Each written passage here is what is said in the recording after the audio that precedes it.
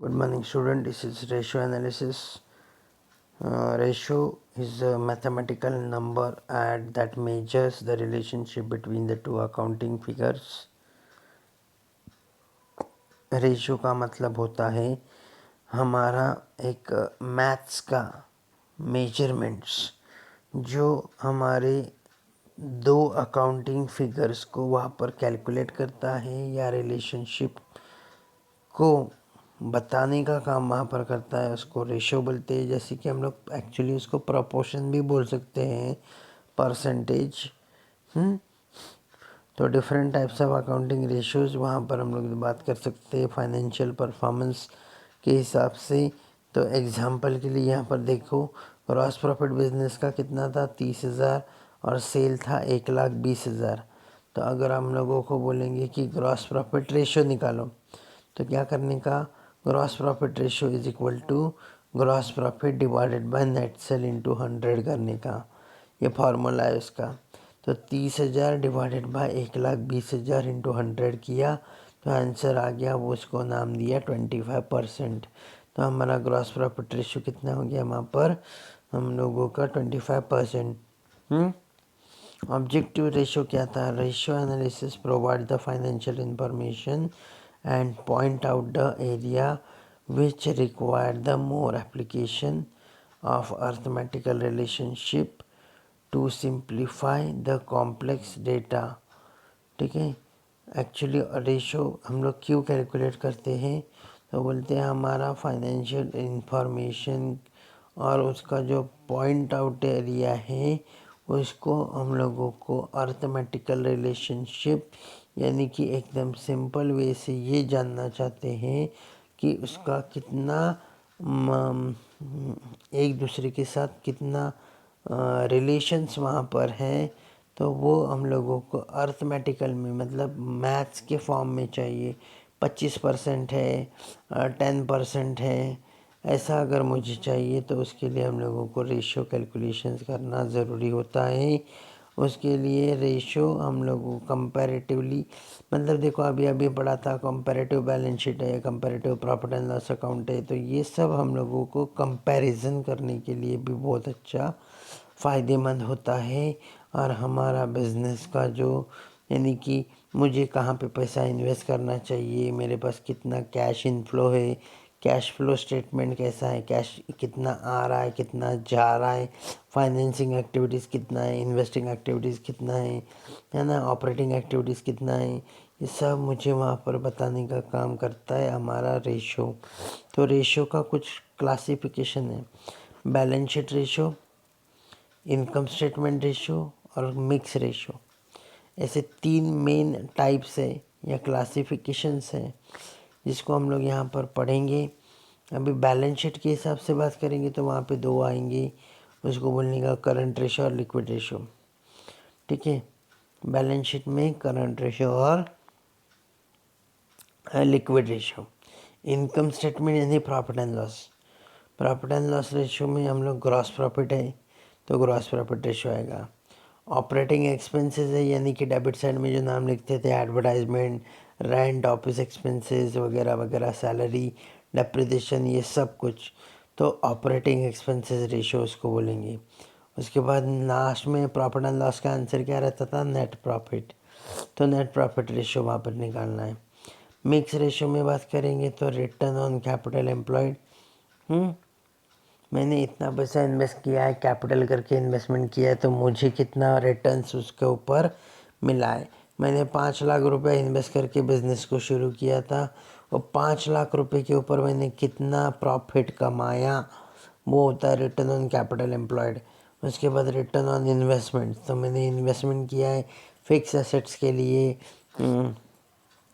Land and building हो गया, plant and machinery हो गया, उसके लिए मैं अगर इन्वेस्टमेंट कर रहा हूँ तो उसका रिटर्न्स में इतना मुझे मिल रहा है। तो ये हम लोगों का था यहाँ पर कौन सा, रिटर्न ऑन इन्वेस्टमेंट्स। उसके बाद बैलेंस शीट का रेशो के हिसाब से पहला करंट रेशो। करंट रेशो अगर निकालना है तो बोलने का current asset divided by current liabilities, current asset divided by current liability. Current asset की कौन से नाम रहेंगे वो देखो इधर दिखाया है, वो करंट एसेट के पूरे नाम आएंगे। इसमें से जो जो नाम हम लोगों को दिया रहेगा वो सबका टोटल करने का, उसको बोलने का करंट एसेट। करंट लाइबिलिटीज़ के नाम भी यहाँ पर दिए हुए हैं।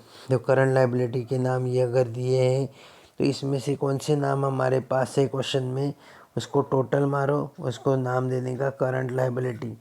तो करंट रेशियो निकालने को बोलेंगे तो current asset divided by current liability करो, आंसर मिल जाएगा। उसके बाद लिक्विड रेशो। लिक्विड रेशो का मतलब क्विक एसेट है, quick asset divided by current liability है। अभी बोलोगे कि सर अभी अभी तो आपने बताया था करंट एसेट है, अभी ये लिक्विड क्विक एसेट क्या है? क्विक एसेट का मतलब वो एसेट्स है जो आसानी से हम लोग कैश में कन्वर्ट कर सकते हैं, can be converted into cash immediately after the short notice, उसको बोलते हैं क्विक एसेट्स। ठीक है, तो क्विक एसेट्स कैसे निकालेंगे? तो करंट एसेट में से स्टॉक और प्रीपेड एक्सपेंसेस को माइनस करो तो तुमको क्विक एसेट मिलेंगे। अभी क्विक एसेट को क्या है, क्विक एसेट यानी लिक्विड एसेट का नाम कौन सा रह सकता है? तो देखो इधर लिखा हुआ है cash balance, bank balance, debtor, bill receivable, marketable securities, ये सारे हमारे क्विक एसेट्स है यानी लिक्विड एसेट्स है। लिक्विड लाइबिलिटीज़ भी कौन से रहेंगे? करंट लाइबिलिटी का जो नाम दिया है 8, उसमें से बैंक ओवरड्राफ्ट और एडवांस रिसीव्ड को माइनस कर दो, आपका नाम हो जाएगा लिक्विड लाइबिलिटीज़ करके। तो उसके बाद हम लोग का फार्मूला वहाँ पर बन जाएगा, liquid ratio is equal to quick asset divided by quick liabilities. उसके बाद income statement, gross profit ratio, अभी ये भी देखा था gross profit ratio. Gross profit कैसे निकालते हैं? Net sale minus cost of goods sold करेंगे तो ग्रॉस प्रॉफिट आता है। तो ग्रॉस प्रॉफिट निकालने का अलग अलग तरीका है यहाँ पर। ग्रॉस प्रॉफिट रेशियो निकालने का मेन फार्मूला है gross profit divided by net cell into 100। तो हमारा आंसर वहाँ पर दिखाई देगा, क्या है हमारा आंसर वहाँ पर, ग्रॉस प्रॉफिट रेशो। ठीक है, उसके बाद ऑपरेटिंग एक्सपेंसेस। ऑपरेटिंग एक्सपेंसेस का मतलब है हमारा ऑफिस और administration, selling and distribution expenses, ये सब को हम लोग ऑपरेटिंग एक्सपेंसेस के नाम से जानते हैं। ऑपरेटिंग प्रॉफिट कैसे निकाल सकते हैं? तो gross profit minus operating expenses, तो हो जाएगा हमारा operating expenses. Non operating expenses को बोलेंगे तो net profit.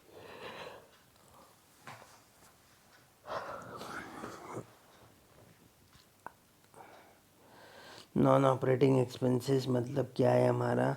Loss by fire, goodwill return of, discount on share, debentures, preliminary expenses, ये सारे जो नाम हैं हमारे, इसको हम लोग यहाँ पर बोलते हैं नॉन ऑपरेटिंग एक्सपेंसेस। तो नेट प्रॉफिट रेशियो अगर हमको निकालने को बोलेंगे तो नेट प्रॉफिट का रिलेशनशिप होगा net profit divided by net cell into 100।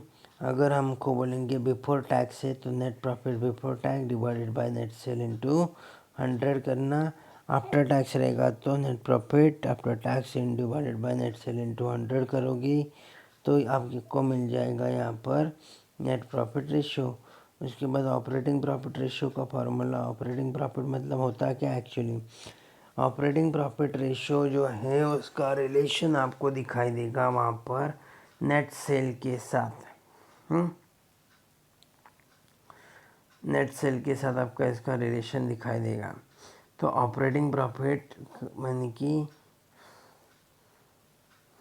Gross profit minus operating expenses, ऐसा करेंगे तो आंसर मिलेगा operating profit. Net sale, sales minus sales returns करेंगे तो नेट सेल आएगा। ठीक है, ऑपरेटिंग रेशियो क्या है? अभी देखो ऑपरेटिंग रेशियो मतलब cost of goods sold plus operating expenses divided by net cell into 100। सिर्फ फार्मूला याद रखना है, फार्मूला को बाकी का कुछ समझ इतना ध्यान में मत रखिए क्या है, खाली थोड़ा सा समझ के लीजिए उसको, क्योंकि आपको फार्मूला में ही मेन काम वहाँ पर होगा और इसको सॉल्व करने के लिए कम से कम आपको आधा घंटा तो भी लगने वाला है। ठीक है, तो आपको ये ध्यान रखना है कि आपका फार्मूलास कितना आसानी से आप याद रख सकते हो। कंबाइन मिक्स रेशो मतलब रिटर्न ऑन इन्वेस्टमेंट्स। मैंने जो इन्वेस्टमेंट किया था उसके ऊपर मुझे कितना रिटर्न मिल रहा है, तो प्रॉफिट बिफोर टैक्स और interest and dividend divided by capital employed into 100, ये था। और इसका दूसरा फार्मूला है net profit divided by capital employed into 100। ये आपके सिलेबस के हिसाब से है यहाँ पर रिटर्न ऑन इन्वेस्टमेंट्स का। और कैपिटल एम्प्लॉयड का मतलब हम लोग सब जानते हैं, कैपिटल एम्प्लॉयड मतलब क्या रहता है, equity share capital, preference share capital, reserves and surplus, debentures और लॉन्ग टर्म गेन्स और लोन्स, ये हमारा कैपिटल एम्प्लॉयड है। ये लाइबिलिटी साइड के हिसाब से। अभी एसेट के हिसाब से बात करेंगे तो बोलने का fix asset plus current asset minus current liabilities, तो आंसर मिलेगा कैपिटल एम्प्लॉयड। ठीक है, उसके बाद return on capital employed. Return on capital employed का मतलब होता है ratio means relationship between the net profit before interest and tax, यानी कि हमारे funds are supply to the equity and preference share holders. ठीक है, तो हमारा रिटर्न ऑन कैपिटल एम्प्लॉयड का मेन फार्मूला है net profit before interest and tax divided by net capital employed, यानी कि इक्विटी शेयर्स। अभी नेट कैपिटल एम्प्लॉयड कैसे निकालेंगे? नेट कैपिटल एम्प्लॉयड निकालने के लिए total asset minus current liability करो तो आपको आंसर मिलेगा नेट कैपिटल एम्प्लॉयड। दूसरा formula fix asset plus current asset minus current liability, मतलब आंसर आएगा नेट कैपिटल एम्प्लॉयड। ठीक है, तो नेट कैपिटल एम्प्लॉयड आंसर मिल जाएगा, तो हम लोग रिटर्न ऑन कैपिटल एम्प्लॉयड आसानी से वहाँ पर सॉल्व कर सकते हैं। आज इतना ही देखेंगे थियरी वाला पार्ट, उसके बाद कल हम लोग वहाँ पर हमारा क्वेश्चंस यानी इलस्ट्रेशंस को सॉल्व करना चालू कर देंगे। ठीक है, तो आज हम लोग ने पढ़ा हमारा पूरा रेशो के कितने टाइप्स है, वो ऑब्जेक्ट क्या था हमारा रेशो का, meaning, objectives and classification of ratios. Thank you.